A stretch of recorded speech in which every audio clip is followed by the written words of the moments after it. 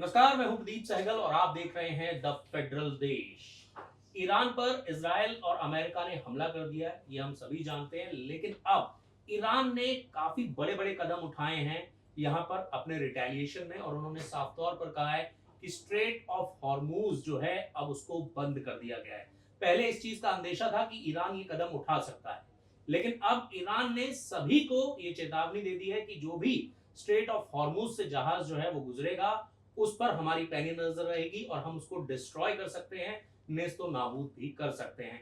इसका क्या असर पड़ेगा दुनिया भर की अर्थव्यवस्थाओं पर, इसी पर चर्चा करेंगे। मेरे सहयोगी मेरे साथ हैं, ललित और मनीष। मनीष, मैं आपसे जानना चाहूंगा कि जिस तरीके से ईरान ने ये कदम उठाया है, उन्होंने कहा है कि स्ट्रेट ऑफ हॉर्मूज को अब पूरी तरह से बंद कर दिया गया है, वहां से कोई भी जहाज जो है वो आगे नहीं निकल पाएगा, आगे नहीं बढ़ पाएगा। तो इसका असर जो है वो किस तरह से पड़ने वाला है पूरी दुनिया पर?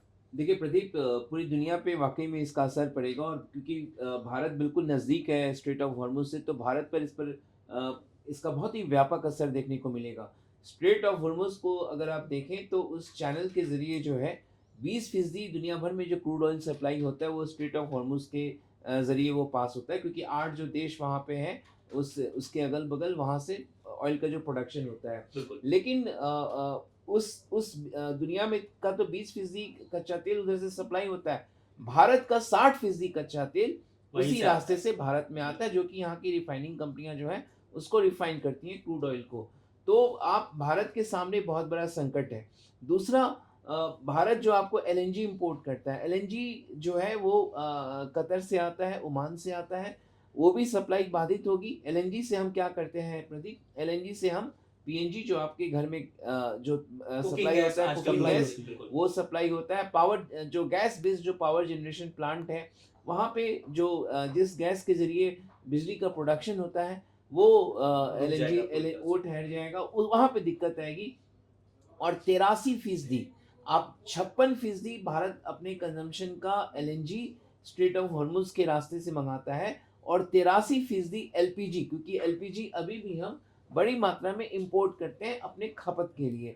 तो 83% एलएनजी एलपीजी जो है वो हम इंपोर्ट करते हैं। और एलपीजी अगर महँगा होगा तो आप समझिए कि ये सभी चाहे आप हर घर की ये कहानी होगी। हर घर में रसोई गैस के ज़रिए जो है कुकिंग होता है, तो सभी के लिए मतलब ये दिक्कत हो सकती है। तो बिल्कुल। ये स्ट्रेट ऑफ हॉर्मुज़, क्योंकि रिवॉल्यूशनरी गार्ड ने साफ तौर पे कह दिया है कि कोई भी वेसल उस रास्ते से गुज़रेगा, तो हम उसको उड़ा देंगे। बिल्कुल। उसने हमले भी किए हैं डराने के लिए, लेकिन इसका असर व्यापक आज देखने को मिल रहा। कच्चा तेल के तो दाम तो 10% उछल चुके थे। जी। लेकिन आज आप जापान के मार्केट में देख लें, कोरियाई मार्केट को देख लें, यूरोप को भी देख लें, और शाम में जब अमेरिकी शेयर बाज़ार जब खुलेंगे, जी।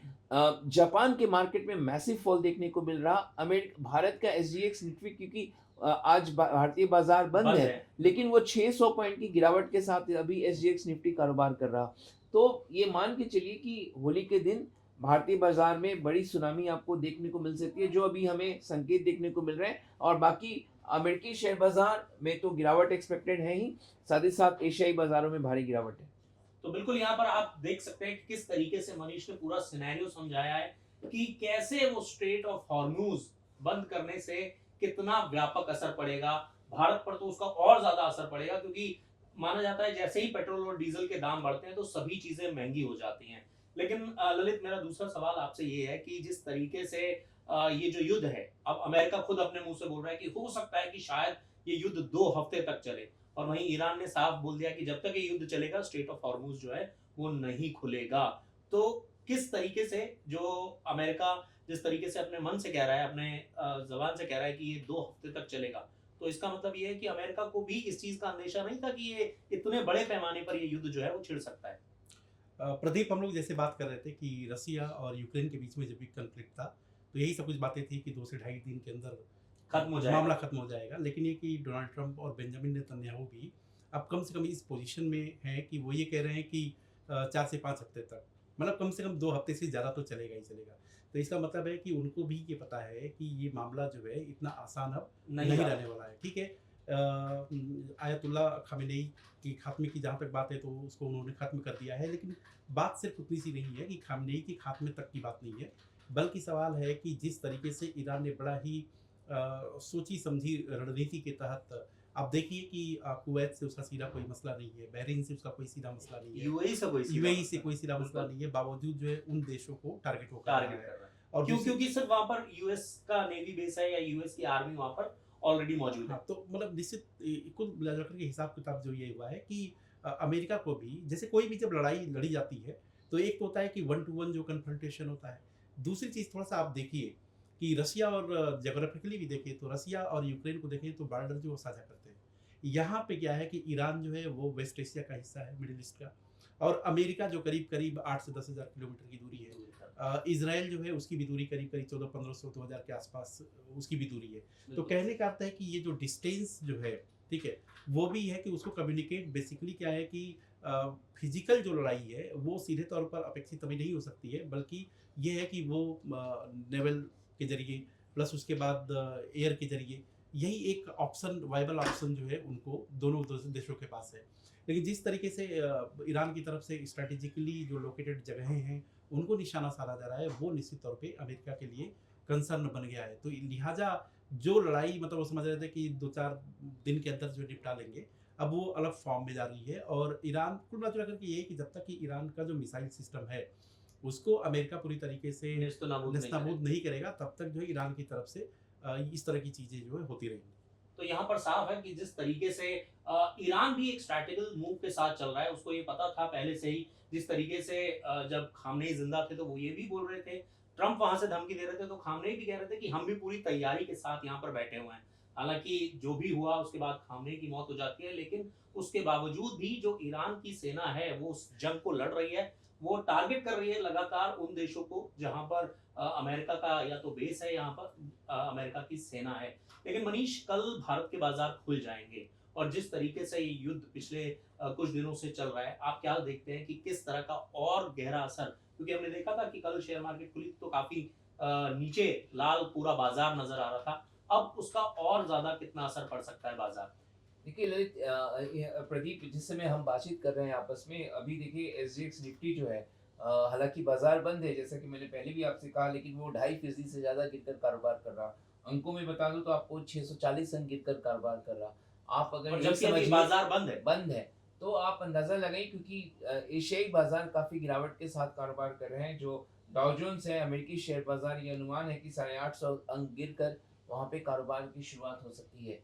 तो निश्चित तौर पर बाजार में पैनिक है। और जैसा कि आपने देखा, स्ट्रेट ऑफ हॉर्मुज आपने खुद जिक्र किया कि जो रिवॉल्यूशनरी गार्ड है वो साफ तौर पे कह रहे हैं कि हम किसी वेसल को जाने नहीं जाने नहीं देंगे। देंगे। तो इसका मतलब हुआ कि देखिए 40% तक दाम नेचुरल गैस के यूरोप में बढ़ चुके हैं। तो अगर ये एस्केलेट होता रहा, यहाँ से तनाव और बढ़ता चला गया, तो ये मान के चलिए कि महंगाई जो है वो दुनिया भर में बढ़ेगी, सप्लाई चेन डिस्टर्ब होगी। और सप्लाई चेन अगर पूरा डिस्टर्ब होगी तो सारे कारोबार जो है वो ठप पड़ेंगे। बहुत दिक्कत होगी आयात करने में, चाहे जो देश इस रास्ते के जरिए निर्यात करते हैं उनको। तो सब देशों का जो ट्रेड है वो डिसरप्ट होगा इसके चलते। और यही कारण है क्योंकि युद्ध तो इजराइल, अमेरिका और ईरान आपस में लड़ रहे हैं, लेकिन इसका रिपरकशन पूरे ग्लोबल, इसका रिपरकशन देखने को मिल रहा है। इसी यही कारण है कि जापान से लेकर अमेरिका तक, आप देखिए पूरब से लेकर पूरे पश्चिम तक जो है बाजारों में पैनिक नजर आ रहा। और ये बात जबकि अभी आप ललित से चर्चा कर रहे थे, अमेरिका को ये अनुमान नहीं था कि ईरान इतना बड़ा कैपेबल है। हालांकि उसके सुपरसोनिक मिसाइलों की लगातार, क्रूज मिसाइलों की लगातार, चर्चा होती रही। बैलिस्टिक मिसाइलों की बिल्कुल। चर्चा होती रही है। उसने अपने जो आर्म्स एम्यूनिशन है उसको कभी प्रदर्शित इस तरीके से किया नहीं, लेकिन अब निकल कर आ रहा जिस तरीके से वो तेल अवीव को टारगेट कर रहा, जो 8 से 11 देश जो हैं जहाँ पे अमेरिका के सैन्य बेसिस हैं उसको टारगेट कर रहा। तो उसकी क्षमताओं को अब जाकर समझ में आ रहा। और ईरानी नेता जब खामेनेई की जब उनको मौत हो गई, तो उन्होंने कहा कि इसका परिणाम क्या होगा वो देखने को मिलेगा। और आज सबसे बड़ी खबर क्या आ रही है कि आज इस समय भी सोशल मीडिया में काफ़ी वायरल है, लेकिन अभी तक कुछ स्पष्ट नहीं है। लेकिन ये अभी भी मैं अभी आपसे बातचीत के क्रम में मैं देख रहा था, कई लोग कह रहे हैं कि जो भूकंप आया है, क्या वाकई में भूकंप है ईरान में, या कुछ वहाँ पे टेस्टिंग की गई है, और वो भी 10 किलोमीटर जमीन से नीचे। नीचे बिल्कुल। तो क्या जो यूरेनियम वहाँ पे था ईरान के पास, उसको एनरिच करके क्या वो न्यूक्लियर, ये क्या संदेश देने की कोशिश कर रहा? तो ये हालात बहुत ही चिंताजनक होते जा रहे हैं, और ये जिस दिशा में, जिस अमेरिका और इज़राइल के एक इस हरकत ने जो है पूरी दुनिया को अस्थिरता और के माहौल में इसमें धकेल दिया है। तो बहुत मुश्किल वाले दिन आने वाले समय में देखने को हमें मिल सकते हैं, और इसका असर पूरे वैश्विक स्तर पे पड़ेगा। बिल्कुल, अमेरिका और इज़राइल ने जिस तरीके से ईरान पर ये हमला किया है, उससे आप ये कह सकते हैं कि पूरी दुनिया में उथल-पुथल तो ज़रूर मच गई है, क्योंकि पता नहीं अभी ये युद्ध कितने दिन चल सकता है। लेकिन ललित, जिस तरीके से हम बातचीत भी कर रहे थे कि इस युद्ध में एआई का इस्तेमाल किया गया और खामनेई की एग्ज़ैक्ट लोकेशन जो है उसका पता लगाने में एआई ने एक महत्वपूर्ण भूमिका निभाई। मैं चाहूँगा आप हमारे दर्शकों को भी समझाएँ कि किस तरीके से ये सब हुआ? प्रदीप देखिए क्या है कि अब तो जो लड़ाइयाँ लड़ी जा रही हैं वो कन्वेंशनल जो वार सिस्टम है उससे अलग जा कर के हो रही हैं। जी, जैसा कि आपने देखा जो है कि मतलब ऑपरेशन सिंदूर के समय भी जब ये ऑपरेशन जारी था भारत और पाकिस्तान के बीच में, तो उस समय भी इस तरह की खबरें आई थी कि बहुत सारी चीज़ें हैं कि शायद चाइना ने जो है वो हमारे जो जेट्स हैं उनको जैम कर दिया था। तो इसका मतलब है कि अब जो लड़ाई है वो कन्वेंशन के साथ ही साथ जो है उसमें आधुनिकता का जो एक फुट है आर्टिफिशियल इंटेलिजेंस का इस्तेमाल भी आर्टिफिशियल होने लगा। इंटेलिजेंस का, क्योंकि ये बात सही सच है कि जैसे क्या कि आपको कोऑर्डिनेट्स पता हो और उसके बाद ऑर्डिनेट्स पता हो, तो उसके बाद क्या है कि प्रिसाइज जो इन्फॉर्मेशन प्रिसाइज लोकेशन की जो गणना होती है उसको एआई आर्टिफिशियल इंटेलिजेंस के जरिए बेहतर तरीके से कर सकते हैं। और जो अभी जो खबर आई कि जैसा कि हम लोग जिक्र भी कर रहे थे कि उसमें ह्यूमन इंटेलिजेंस, फिर सिग्नलिंग का इंटेलिजेंस, फिर जी, एआई, इन सारी चीज़ों को बहुत बेहतर तरीके से सीआईए और मोसाद ने उसको अध्ययन किया और स्टडी करने के बाद पिन पॉइंट जो एक हमला होता है वो खामेनेई के ठिकाने पर किया गया था। तो स्वाभाविक तौर पे है कि जैसे-जैसे टेक्नोलॉजी जो एडवांस होती जा रही है और उसमें अलग-अलग तरीके से, क्योंकि ये बात सच है कि आदमी ही तकनीक को जन्म देता है, वही मशीन बनाता बिल्कुल, है, लेकिन मशीनें क्या करती हैं कि वो आदमी पर भी भारी पड़ जाती हैं। बिल्कुल। और उसकी मदद से जैसा कि आपने देखा भी कि किस तरीके से बहुत ही प्रिसाइज़ बम्बार्डिंग हुई थी और उसमें राइट। खामेनेई और अब उसकी टाइमिंग भी बहुत सटीक थी। एक्यूरेट बिल्कुल, टाइम। तो बेसिकली क्या है कि ये एक तरीके से है कि जब तक, लेकिन प्रदीप एक चीज़ और है कि ह्यूमन इंटेलिजेंस के आधार पर ही आप उसको प्रॉम्प्ट देते हैं, उसके बाद डेटा फीड करते हैं, नहीं, उसके बाद एनालाइज़ उसमें ये करते भी हैं। बात हो रही थी, क्या कोई इनसाइडर, क्योंकि आपको पता है जी, कि इनसाइडर, मोसाद के इनसाइडर बहुत सारे ईरान में एक्टिव एक्टिव थे। है, एक्टिव। उसमें राइट। कुछ जर्नलिस्ट भी थे, उसमें कुछ अलग-अलग लोग आर्म फोर्सेस में थे, पॉलिटिकल इसमें भी फील्ड में थे। तो क्या कोई इनसाइडर था जो कि ये सूचना पहुँचा जानकारी रहा दे था? रहा था। और बिल्कुल। क्योंकि जिस समय ये अटैक हुआ, ये कहा जा रहा है कि रमज़ान का महीना आपको पता है चल रहा है, और जी, लोग सुबह जो है शहरी हाँ, जो उसके लिए तमाम लोग इकट्ठा हो गए इकट्ठा थे, हुए तब थे। ये अटैक किया गया। तो बखूबी इज़राइल को, अमेरिका को पता होगा कि शायद उस समय वो लोग अपना शहरी के लिए शहरी के बैठे लिए हैं, जाएँगे और और उसी समय जो है एक साथ अटैक किया गया। और मतलब ये भी कहा एआई, जा रहा है प्रदीप, कि एआई का पिछले कुछ एआई का सालों से वो फ़ोन नहीं रख रहे थे, अभी 3-4 महीने एकदम पहले ही एकदम इस फ़ोन तरह, रखना भी हाँ, शुरू इस किया तरह की था। चीज़ थी जो कि आपको पता होगा कि मोसाद के बारे में ये कहा जाता है और कहते भी लोग हैं कि उनको जैसे इज़राइल को मर्डर करने कराने का शौक है। और जी, ख़ास तौर से है कि मोबाइल का ये था कि जब आप देखेंगे कि पिछले साल जो है बड़े-बड़े नेता जब मारे गए, तो उसके बाद क्या हुआ कि जो बॉडीगार्ड्स हुआ करते थे उनके पास उनका मोबाइल ले लिया गया था। और इवन जो बड़े शीर्ष नेता वो मोबाइल रखते भी नहीं थे। नहीं, और ये अपनी कुछ हैबिट्स जो उनकी डेली रूटीन होती है उसमें परिवर्तन किया कि इज़राइल या अमेरिका ट्रैक ना कर सके। लेकिन इस घटना के कुछ महीनों पहले फिर वही सारी आदतें और वही सारी गलतियाँ शायद उससे सबक लेते हुए उन्होंने छोड़ा था। और कहा यह जा रहा है कि मोबाइल का प्रयोग करना भी लोकेशन को ट्रैक करने में, तो जैसा कि मनीष से भी बोल रहे थे कि एआई हो चाहे आप एडवांस टेक्नोलॉजी, जब तक उसकी प्रॉम्प्टिंग सही से नहीं होगी, जब तक आपको एग्जैक्ट जो है इंफॉर्मेशन, जो रॉ डेटा आप कह सकते हैं कि रॉ डेटा जितना सटीक होगा, जी, उसके बाद उसकी एनालिसिस होती है और उसके हिसाब से जो आप कंक्लूजन निकालते हैं वो बहुत बेहतर होता है। तो अभी जो घटना घटी है इसमें आप ये मान सकते हैं कि ह्यूमन इंटेलिजेंस उसके बाद का बेहतर उपयोग किया गया है एआई के ज़रिए और खामेनेई का खात्मा करने में इज़राइल और अमेरिका कामयाब हुए। इसके अलावा इज़राइल की तरफ से बयान भी आया था कि जो ट्रैफिक कैमराज़ होते हैं, हमने उनको भी कैप्चर किया था।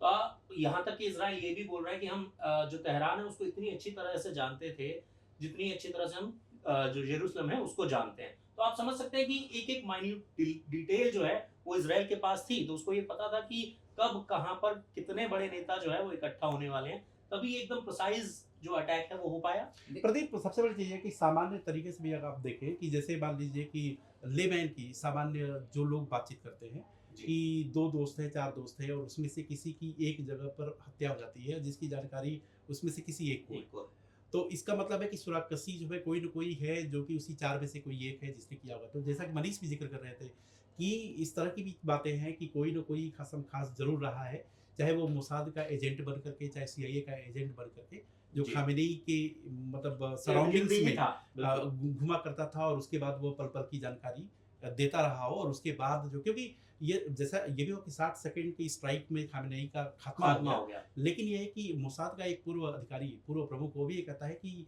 आपको ये दिख रहा है कि 60 सेकंड में खामेनेई और उनके शीर्ष जो लोग थे अधिकारी उनका वो खात्मा पूरा कर जत्था था जता था, बेसिकली। उनका खात्मा कर दिया गया, लेकिन ऐसा नहीं है। ये कम से कम मान के चलिए कि ये वर्षों के मतलब एनालिसिस का और फीडबैक्स का और इन्फॉर्मेशन का जो है सबका एक कलेक्टिव मतलब एनालाइज़ किया गया, उसको स्टडी किया गया और तब जाकर के और ये घटना को भी अंजाम दिया जिस तरह गया। से आपने बोला कि कई सालों से वो लगे हुए थे पीछे, तो ये भी तो हो सकता है ना वो इंतज़ार कर रहे हो कि कब हमें ये सारे नेता एक पोज़ीशन पे, एक पॉइंट पे मिलें। इसमें भी बहुत इंटरेस्टिंग चीज़ है कि इस तरह की मनीष ये भी खबर आ रही थी कि जो 28 फरवरी की सुबह को ये घटना को पहले अंजाम शाम दिया को जाता है। इज़राइल 27 तारीख की रात जी। में अंजाम और उससे पहले मतलब 1 हफ्ते पहले भी था कि 21 फरवरी को भी शायद खामेनेई का खात्मा हो गया होता।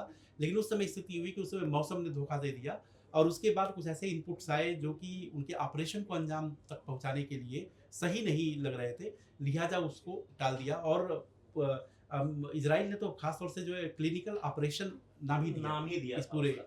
सही बात है। नहीं, देखिए ये बात सही कह रहे हैं कि इज़राइल की मोसाद की और सीआईए की लंबी तैयारी थी। लेकिन होता है ना कि सफलता के कई वो होते हैं। हाँ। अब उनकी उनकी वो सफलता हो गई तो हम उनको कह दें कि वो ट्रैफिक के कैमरे के ज़रिए जो है उससे वो नज़र रखे हुए कैप्चर कर थे। रहे थे और लेकिन आपको याद होगा कि 2025 के जून में जिस समय इज़राइल और ईरान के बीच में डायरेक्ट कॉन्फ्लिक्ट हुआ था, तब ट्रम्प उस समय भी दावा कर रहे थे कि हमें पता है कि खामेनेई कहाँ पे हैं। और जब हमें ये लगेगा तो हम जो है कार्रवाई कर सकते हैं। तो उस समय आपको ध्यान होगा कि वो 13 दिन बाद युद्ध जो है सीज़ फायर हो गया, हो गया। खत्म हो गया। लेकिन अब जबकि स्थिति अभी मैं देख रहा हूँ, प्रदीप, हमें इस बात पे भी चर्चा करनी चाहिए कि पूरे गल्फ में डिस्टर्ब हो गई और राइट। भारत के काफ़ी स्टेक्स हैं वहाँ पे। जी। आपको पता है कि कितने लोग भारत से जाके गल्फ के अलग-अलग देशों में जो है काम कर काम रहे हैं। कर रहे होते हैं। सही बात। इसके चलते और भारत की तरफ से इसकी सख्त भर्त्सना नहीं करना, आलोचना नहीं करना जो कुछ भी गल्फ में हो रहा है। हमारे लोग वहाँ पे हैं, उनकी रोज़ी-रोटी, उनका जीवन सब कुछ दाँव पे है। हालाँकि अब जो लोग फँसे हुए हैं उनको लाने की लाने प्रक्रिया की शुरू हो कवायद गई है, शुरू हो गई है। शुरू हो चुकी है। लेकिन बहुत कुछ इसको तो जितने कड़े शब्दों में कंडेम किया जा सकता है उसको करना चाहिए। लेकिन मनीष इसमें बड़ा इंटरेस्टिंग ये मतलब बार-बार ये हो रहा है कि भारत की सरकार उस तरीके से अच्छा, इसमें आलोचना मैं एक चीज़ और ऐड करना चाहूँगा, जैसे कि आज सोनिया गांधी ने भी एक लेख लिखा है बिल्कुल। और उन्होंने भी ये कहा है कि सरकार जिस तरीके से इस मुद्दे पर चुप्पी साधे बैठी है, तो सवाल तो उठते हैं, सरकार पर भी उठते हैं और वही मनीष भी कह रहे हैं। हाँ, लेकिन प्रदीप इसमें एक धड़ा का ये मानना है और ये कह भी रहा है कि खास तौर से ये देखा जाए कि भारत और ईरान के बीच में ऐतिहासिक और सदियों पुराने संबंध हैं। बिल्कुल। इसमें कोई दो मत नहीं दो राय नहीं। दो राय नहीं है। लेकिन साथ ही साथ क्या है कि जो व्यवहारिक जो बातें हैं कि भारत की जो ज़्यादातर जो आबादी कमाने के लिए जाती है गल्फ कंट्रीज़ में, तो उसमें आपका कुवैत है, यूएई है, उसके बाद आपका ओमान। बहरीन है, ओमान है। तो भारत का अप्रोच फिलहाल इस समय प्रैक्टिकल, कुछ लोग उसको प्रैक्टिकल अप्रोच कर रहे हैं और कुछ लोग ये कह रहे हैं कि कहीं न कहीं भारत सरकार को जैसे रिएक्ट करना चाहिए था वैसे नहीं कर रही है। कहीं न कहीं वो ट्रम्प का एक दबाव हो सकता है, नेतन्याहू का दबाव हो सकता है। लेकिन एक धड़ा जो कि इस बात को कह रहा है कि भारत चुप्पी क्यों साधे हुए है, तो उसके पीछे तर्क ये दिया जा रहा है कि चूँकि गल्फ कंट्रीज़ में मैक्सिमम लोग जो भारत के उन्हीं जगहों पे रहते हैं, तो भारत का ये मानना है कि कम से कम उन देशों को वो नाराज़ न करें और उनके साथ अपनी सॉलिडैरिटी दिखाए। और इसमें जहाँ तक इज़राइल, अमेरिका और ईरान का सवाल है, तो एक पक्ष तो ये भी है कि जब खामेनेई ये कहा करते थे कि इज़राइल को हम इस ग्लोब पे ही नहीं रहने देंगे, तो मतलब इस तरह के तर्क बयान जो भी बिल्कुल बयान दिए जा रहे हैं कि कुल मिला करके यही कहा जा रहा है कि भारत की जो तात्कालिक जो स्थिति है वो ये है कि शायद कि गल्फ के जो देश हैं दूसरे जिसको ईरान टारगेट कर रहा है उनके साथ वो खड़े हों। बिल्कुल। और देखिए ये हमेशा से रहा है, इज़राइल और यूएसए के साथ हमारे संबंध अभी अगर आप देखें तो काफ़ी सही हैं। वहीं दूसरी तरफ ईरान के साथ हमारे पुराने संबंध रहे हैं। तो शायद इसलिए भी ये सरकार जो है वो कोई ठोस जो है इस पर एक्शन नहीं ले रही हाँ, है, कुछ मतलब खुलकर नहीं बोल पा रही है। देखिए इज़राइल के साथ जो संबंध जो आप सुधार देखेंगे तो 90 के दशक में जब नरसिम्हा राव प्रधानमंत्री थे उस जी। समय डिप्लोमेटिक पहले उसके पहले अगर आप देखें तो डिप्लोमेटिक रिश्ते इज़राइल के साथ बहुत ना ही- के बराबर। बहुत ना के ना के बराबर बराबर, थे। सही बात। नरसिम्हा राव के कार्यकाल में हमने उसमें आगे बढ़े और उस समय डिप्लोमेटिक चैनल्स स्थापित किए गए तो भी इवन आप पूर्व में एनडीए की सरकार वाजपेयी के नेतृत्व में जो सरकार थी वो भी उतना संबंध सुधारा जा रहा था लेकिन उतना बढ़ चढ़ कर लेकिन अभी जो तात्कालिक जो सरकार है उसके और खास तौर से प्रधानमंत्री जब कहते हैं मेरे माय डियर फ्रेंड आप कल ही देखिए जिस बिल्कुल। तरीके से उनकी बातचीत हुई दोनों नेताओं की वो नेतन्याहू कह रहे हैं my dear my best friend my great friend ये भी इधर से ही कह रहे हैं लेकिन किसी राष्ट्र के सुप्रीम नेता की इस तरीके से हत्या कर देना इस तरीके से उनको उड़ा देना पूरे ये तो किसी भी देश में स्वीकार्य नहीं हो सकता आप बिल्कुल। देखिए सद्दाम हुसैन के साथ किया गया वेनेजुएला में किस वेनेजुएला। तरीके से किया गया अब वेनेजुएला में देखिए उनके उनके राष्ट्रपति राष्ट्रपति की को पत्नी तक को उठा लिया बिल्कुल, गया बंदी बना तो लिया। आप बताइए इससे मतलब गलत चीजें क्या हो सकती हैं तो इससे तो मतलब एक तरह से अमेरिका जब चाहेगा कहीं पर भी कुछ भी कर देगा। निश्चित इस तरह तौर पे से इसका तो मैसेजिंग यही निकलता है। बिल्कुल, क्योंकि अगर आप देखिए तो पहले आप जाते हैं तो ये तो वेनेजुएला में। पश्चिमी उपनिवेशवाद जो एकदम, है एकदम। इसी को हम कहेंगे ना ये जी। उसी का ये नजारा है कि किसी नेता को उठा लिए किसी की नेता की पत्नी को भी उठा लिए मतलब बेडरूम 21वीं से सदी में जो है 20वीं सदी का दोहराव होता हुआ आप मान सकते हैं कि अगर ये मनोभावना रहे बिल्कुल तो जैसे 18वीं शताब्दी में 19वीं शताब्दी में 20वीं शताब्दी में कि ब्रिटेन के साम्राज्य में सूरज कभी अस्त नहीं होता था बिल्कुल। और ब्रिटेन जो मान के चलता था कि ये सही है तो सही है गलत है तो गलत है तो कुछ वही बात हो गई कि ट्रम्प को जब लगा कि ये ठीक है तो फिर ठीक है ये गलत है तो फिर गलत है उसमें फिर नैतिक नो अनैतिक इफ नो बट वाला No if, वाली no but सिचुएशन वाली। आ और जाती ये है। देखिए अगर ईरान के परमाणु कार्यक्रम पर अगर आपत्ति है तो इसराइल का परमाणु कार्यक्रम पे कैसे उसको सही आप ठहरा एकदम सकते हैं उसको ये सब सवाल ये बनते हैं। पाकिस्तान के परमाणु कार्यक्रम को आप कैसे जस्टिफाई कर सकते हैं जबकि ये कहा जाता है कि पाकिस्तान का न्यूक्लियर जो व्यवस्थाएं हैं क्या वो सेफ हैंड में है कहीं उसका दुरुपयोग तो नहीं होगा सही बात है। क्योंकि सारे कितनी बार आतंकी तो जो सबूत मिले संगठन हैं कि आतंकी संगठन तो सारे पाकिस्तान में ही हैं। पाकिस्तान में बैठे हुए हैं तो बिल्कुल। कितना ये जो एलिमेंट्स हैं क्या इसको कोई नजरअंदाज कर सकता लेकिन ईरान क्यों ये सब जो है प्रदीप तेल के कारण उस जी। भंडार के कारण स्ट्रेट ऑफ हॉर्मोन्स पे किस तरीके से अमेरिका का अपने कब्जा। नियंत्रण बना हाँ, सके नियंत्रण बना ये सब उसके लिए ये हो रहा है सबसे बड़ी बात यहाँ पर मनीष ने कही है कि स्टेट ऑफ हॉर्मूज जिस तरीके से हमने आपको बताया कि उसकी वैल्यू कितनी ज्यादा है क्योंकि दुनिया का तकरीबन सबसे बड़ा 5वां तेल का हिस्सा जो है या आप देखिए, पेट्रोलियम अमेरिका पदार्थ का हिस्सा वहीं उस से निकलता रास्ते है। में अमेरिका शेल गैस के जो है वो वहां पे पेट्रोलियम पदार्थ निकाल सकता है बिल्कुल। लेकिन वो अपने जो भंडार है Reserves उसको हैं। रिजर्व्स को नहीं वो दूसरे देशों में जो रिजर्व पड़े हुए वेनेजुएला देखिए एक उसने अब खोल दिया उसी वेनेजुएला पे उसने कितने तरह के आर्थिक प्रतिबंध लगा रखे थे बिल्कुल। और अब जो है वहां से इजाजत भारत को कह रहा है डिक्टेट कर रहा है कि आप वहां से वेनेजुएला तेल तेल लीजिए बिल्कुल। आपको याद है कि ईरान सबसे बड़ा भारत को एक समय में तेल निर्यात बिल्कुल। करने वाला देश था ईरान से हम बंद कर चुके थे तो अब वो स्ट्रेट ऑफ हॉर्मुज के जरिए डिक्टेट करने की कोशिश कर रहा है उसके जरिए यूरोप में भी शिकंजा क्योंकि यूरोप में गैस प्राइसेस बढ़े आपको पता है बिल्कुल। कि वहाँ गैस की कितनी ज्यादा दरकार है बिल्कुल।